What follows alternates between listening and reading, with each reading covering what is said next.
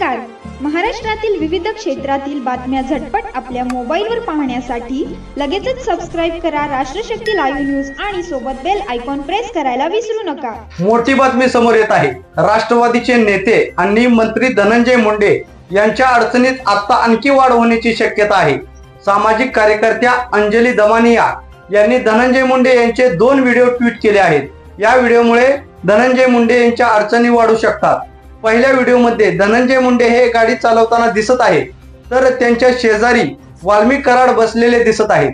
काही दिवसांपूर्वी मस्साजोगचे सरपंच संतोष देशमुख यांचं अपहरण करून त्यांची हत्या करण्यात आली होती.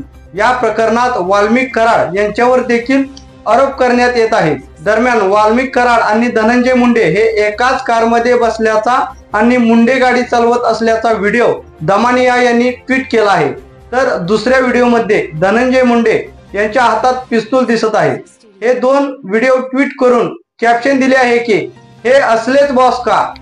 इंस्टाग्रामवर अशी रील्स दाखवल्यावर नवीन पिढी यातून काय प्रेरणा घेणार. कष्ट न करता पिस्तूल दाखवून पैसे कमवणे सोपे असेच त्यांना वाटते. आपला देश असा असणार आहे का. हे देशाबद्दल विजन असणार आहे का. ताबडतोब बीड मधील सगळ्या शस्त्र परवान्यावर चौकशी लावा. गरज नसलेले सगळे परवाने रद्द करा, असं कॅप्शन देखील दमानिया यांनी व्हिडिओवर दिलं आहे. यामुळे धनंजय मुंडे यांच्या अडचणीत वाढ होण्याची शक्यता आहे.